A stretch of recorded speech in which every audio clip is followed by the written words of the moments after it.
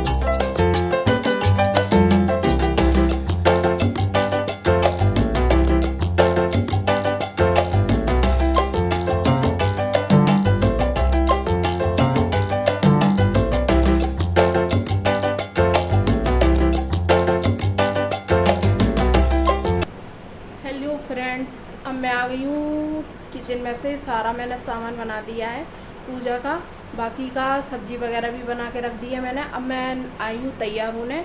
तो मैंने तैयार हो गई हूँ, ज़्यादा कुछ नहीं किया है, केवल लिपस्टिक, बिंदी और सिंदूर लगाया है और कुछ नहीं किया। हाँ, बस ये चूड़ी चेंज की है क्योंकि आपने देखा होगा मेरी चूड़ियाँ मोर गई थी, तो फिर मैंने चेंज कर ली ये चूड़ी घर में पहनने के लिए। अब मैं जा रही हूँ पूजा करने के लिए, तो चलिए आपको लेके चलते हैं।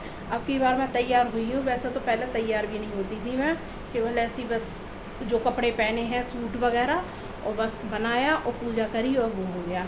पर अब ये है, अकल आ गई है कि क्या कहते हैं, हर एक मतलब त्यौहार को इन्जॉय की तरह करना चाहिए, मतलब खुश होके तैयार होके करना चाहिए। अब देख देख के अकल आ रही है, तो मैंने भी सोचा, मैंने इस बार भी मैं मतलब काम तो लगा ही रहता है ज़िंदगी में, कुछ अपने लिए भी टाइम निकालो। तो मैंने तैयार वैयार होके आज मैं प्रॉपर तरीके से पूजा कर रही हूँ, पर तैयार भी उतनी नहीं हुई है, जैसे हाँ बस लिपस्टिक बिंदी वगैरह ये लगाई है। तो चलिए आपको पूजा दिखाते हैं। पूजा में कुछ ज़्यादा नहीं होता, हमारे जो होता है वो आपको दिखाते हैं। चलिए आप हमारे साथ।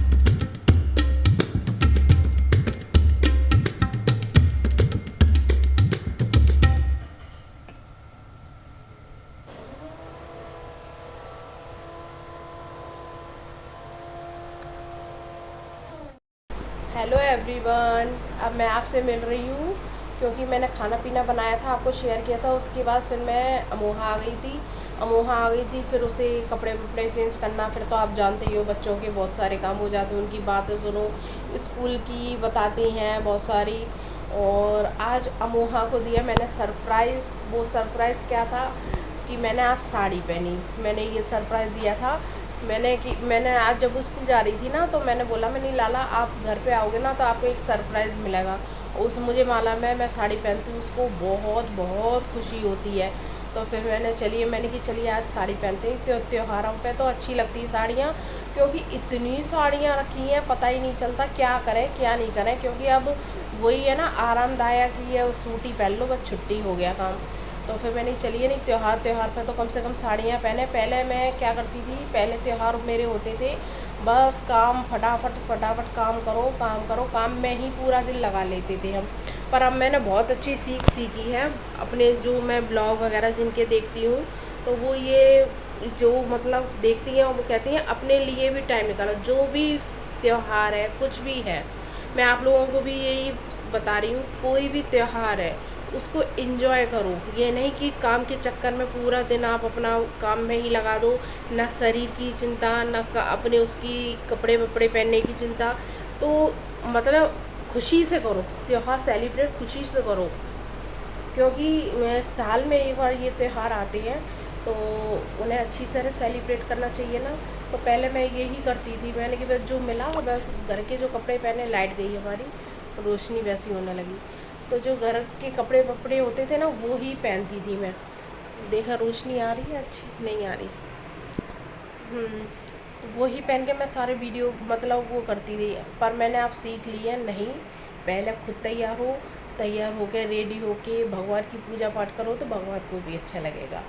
तो फिर अभी लाइट आई नहीं है, मैं सोच रही थी लाइट आ जाए, क्योंकि इधर रॉड लगी है, इधर लगी है, तो ये वाली डायरेक्ट लाइट से चलती है, ये इन्वर्टर वाली है। तो मैंने कि अब लाइट आ जाए, क्योंकि इसी की रोशनी से अच्छा आता है, मतलब वरना अंधेरा अंधेरा सा आता है पूरा वीडियो में। तो हाँ, मैं क्या कह रही थी आपसे, तो मैंने कि हमेशा अपने लिए टाइम निकालना चाहिए। दूसरा, हमेशा कोई भी फंक्शन हो, अब मैंने सीख लिया, अब से मैं आपको हर एक त्यौहार पे रेडी होके तभी मिलूँगी। क्योंकि मैंने जाना अभी पीछे पिछला कौन सा त्यौहार गया था, शायद था कोई त्यौहार, मैंने ना कुछ बस बाल काटे और ना कुछ भी मेकअप शेकअप कुछ भी, मतलब कुछ भी नहीं किया, और ऐसे ही पूजा कर ली। जाने कुछ था, हाँ जन्माष्टमी, जन्माष्टमी थी। तो जन्माष्टमी को तो फिर मैंने ऐसे ही, क्या कहते हैं बेटे गेट बंद कर दो, हाँ।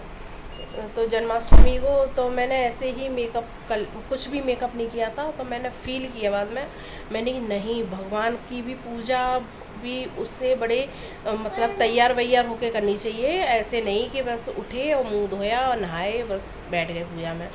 तो आगे से आपको मैं रेडी होके मिला करूँ, पर हाँ मुझे रोज़ रोज़ तैयार होना बहुत गंदा लगता है, लिपस्टिक वगैरह लगाना रोज़ रोज़ मैं तैयार नहीं हो पाऊँगी। हाँ त्योहार पे मैं हो सकती हूँ। और ये देखिए अमोहा खुल गया, आप अभी बांधेंगे। ये अनंत खुल गया इनका अमोहा का, अभी मैं बांधूंगी। अमोहा बहुत दिन बाद आई हो, हेलो तो बोलो। हेलो, आप कैसे हो? और आज माँ ने सरप्राइज कैसे, अपनी चूड़ियाँ, हाँ ये दिखा रही है कि माँ अपनी चूड़ियाँ दिखा दो। मैंने चूड़ियाँ भी डाली थी अपने हाथों में, तो ये देख रही। तो सोना आप ये बताओ, आपको माँ का सरप्राइज कैसा लगा? अच्छा, अच्छा लगा। मैंने बोला था ना मेरी अमोहा को बहुत खुशी होती है मैं साड़ी वगैरह पहनूं। तो आज पूरे दिन जब से मैं सुबह उठी थी, सुबह इसको लंच में मैंने बना दिया था पोहा, पोहा ले गई थी ये, और एक बनाना दे दिया था। तो मैंने पोहा वो दे के फिर मैं लग गई सुबह से काम में, पूरी किचन वगैरह साफ करके, बर्तन वर्तन दोबारा मांज के सारे। फिर मैं नहाने गई, क्योंकि आज ही पूर्णमासी का व्रत है मेरा, आज ही मैं पूर्णमासी का व्रत करूँगी।